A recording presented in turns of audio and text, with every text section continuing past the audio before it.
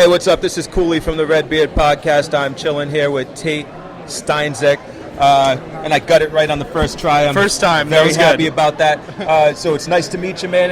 How do you like being here at Walker Stalk? Walker Stalk is always a fantastic event. I've done, a dozen or more of these, and I've just gotten so close to, the actors, the guests, the staff. It's like a family reunion that I get to come to once a month. It's a really good time.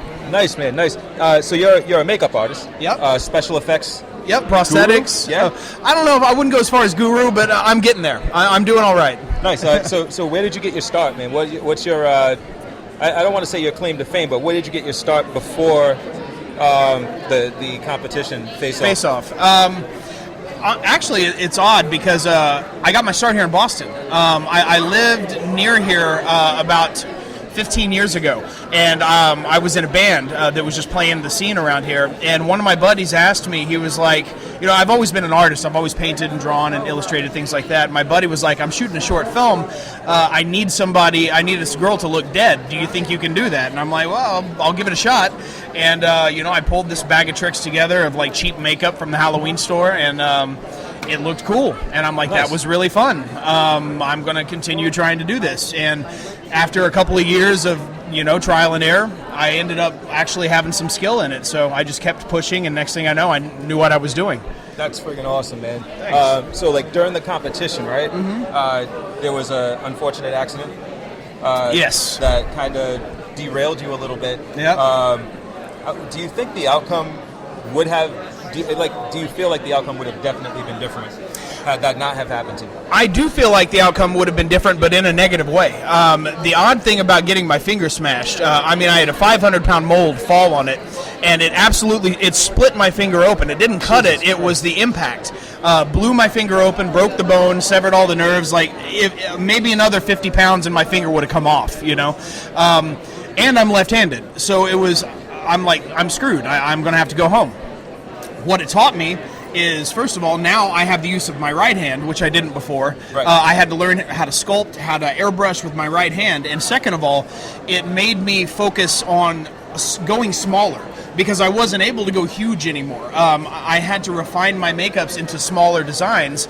And if you watch season 5, from the episode that I smashed my finger, that episode I was in bottom looks because I didn't finish. I was at the hospital getting surgery. Right. But from that episode on, I was either a top look or I won 5 out of the next 6 episodes. And it's because I had to focus in smaller. So it actually, I think I probably would have screwed myself if I hadn't hurt my finger trying to build, the next Jurassic Park dinosaur. Right. And I focused in the right direction. The judges liked it. They appreciated it. And I did even better. No, that is an amazing answer, man, because I thought you would have gone in the other direction with that, but that's fantastic. No, and the literal best part of it is I still can't straighten my finger, right? All right. I play guitar so much better now. I'm absolutely serious, man. The first time I picked my guitar up, I'm like, wait a minute, this fits better. And suddenly I'm shredding, and I'm like, so I'm kind of thankful the whole thing happened. Dude, so Piranaconda. Oh, God. What did you... How dare you? What did you do for Piranaconda? I did the character design for Piranaconda. I built the puppet. I was second unit director on some of the pickup stuff, and I was also a jungle warfare guerrilla with a machine gun that gets killed. I get smacked in the face. You're actually in the movie. Yeah. That's fucking awesome. The director was looking around. He was like, I need somebody that looks like a thug. Hey, you, come here. That was funny because our buddy Jim actually just watched Piranaconda last night. Oh, really? Yeah. Yeah, I'm the guy in the jungle, actually with this bandana, walking through with the machine gun, and the dude hits me. The dude that looks like Hunter S. Thompson hits me in the face with a log and kills me. Yeah, it was pretty badass. And Amazing Spider-Man.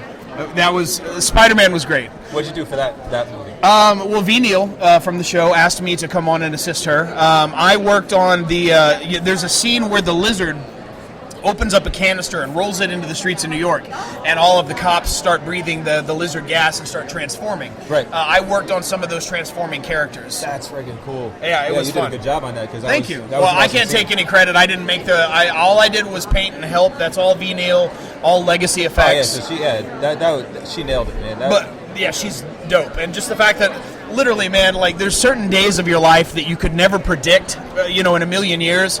Walking onto set and seeing Spider-Man come out of his trailer and like standing next to you all warming up, what's up, bro? I'm like, it's fucking Spider-Man, dude. It's fantastic. Like doing his fake website. Obviously, the CG web came in later, but they had the guy on real harnesses. So, he would do the shot and then suddenly he'd take off and he's swinging under the bridges in Brooklyn, Fantastic. It's ridiculous. Dude, Amazing stuff. Spider-Man made me want to watch Amazing Spider-Man 2, which I regret it. But Understood. yeah, but Amazing Spider-Man was great, man. Yeah, it was a good time. I'm going to pass the mic over here to Tony. I just have one question for you, man, because I actually, when I was going to school, one of the things I wanted to do was like special effects and makeup artist, but I went in a different direction. I went into the acting range. Mm-hmm. But what advice would you have for somebody who wants to get into makeup artistry, kind of like what you're doing? Like, what any advice you'd give to them? The Where advice, to start, I guess. Yeah, the advice. Kids are lucky these days, man. When I started, there was no internet. I'm old, Right. So there was internet, but it was still very Wild West. You didn't have YouTube, you didn't have tutorials, you didn't have online schools, things like that. Utilize the internet, utilize YouTube tutorials, utilize the Stan Winston School of Arts, where you can stream unlimited video tutorials of everything from beginners level stuff all the way through advanced animatronics. There's a world of options out there for kids now where you can learn this stuff quick. And, by the time you're 18, 19 years old, you can know what you're doing and move straight into the industry. So just practice, man. It's all about practice. Don't spend your money on tattoos and hair dye and go try and get on Face Off because you look cool. Because you're going to crumble because your work sucks. Right. Put your money into materials. Put your time into practice, and do it the right way, and then you might get a career out of it. Definitely. And you feel like Stan Winston, you mentioned him, is that like probably one of the best schools out there? Because that's kind of what I usually lean towards, but I'm not sure how you feel about that. Well, the Stan Winston School of Arts is the best education, certainly, without actually physically going to a university. Right.